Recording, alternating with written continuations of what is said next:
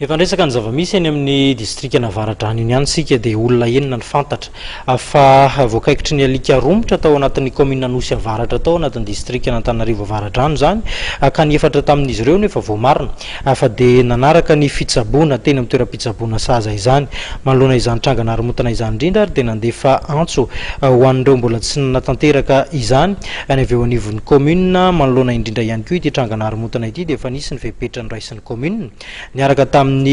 dokotera mpitsabobiby na ireny vétérinaire ireny ny médecin inspecteur ao Antananarivo Avaradrano ao isany koa moa ny famonoana ireny alika amirenireny ireny raha ny fanazavana azy avy eo anivon'ny commune izay anetanana ny rehetra indrindra ho an'ireo malala-tanana ny ifanampy amin'izany ao anatin'ity commune Nosy Avaratra ity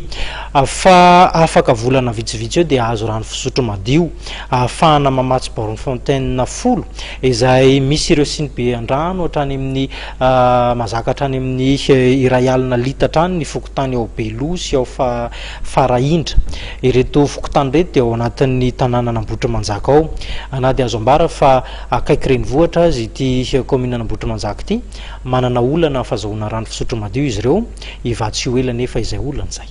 Fokotany telo ao amin'ny commune Nambotrimanjaka, Farahindra, Belo, Fiakarana no nahazo foto-drafitr'asa avy amin'ny filoham-pirenena Andrajoelina. Io maraina io dia tonga teny an-toerana ireo tompon'andraikitra sy teknisianina avy amin'ny Makoba forage nanao ny fitsirihana sy ny fidinany fotony ireo toerana asiana ireo foto-drafitr'asa goavana. Ho an'ny fokotany Farahindra sy ny fokotany Belo dia siniben-drano mahazaka rano hatrany amin'ny iray alina litatra isan'isany ary misy borne fontaine misa 10 no atsangana. Ho an'ny fokotany Fiakarana dia fananganana trano-pokotany vaovao satria dia efa tranainy. Ankoatra izay dia ho apetraka ihany koa ireo andrin-jiro mandeha amin'ny herin'ny masoandro hanazava ny lalambe eo amin'ity fokotany ity. Izao tetika asa izao no tanteraka hoe Andriamatoa Simon Rakotondravao dia noho ny tatitra izay nataon'ny vahoaka noho ny fijaliana amin'ny rano eny amin'ity commune Nambotrimanjaka ity.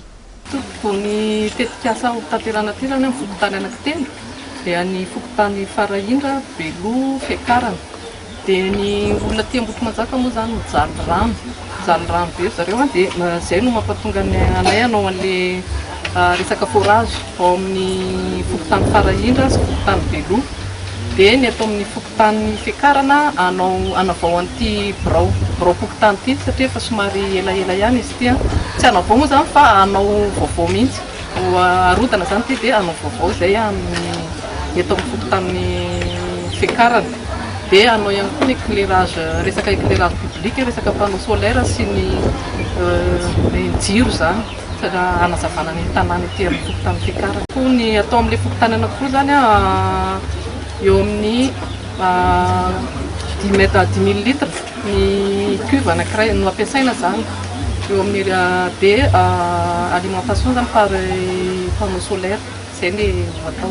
amin'ilay fokotany anankiroa. Avatsy eo amin'ny 5 ka hatrany amin'ny 10 borne fontaine ary zany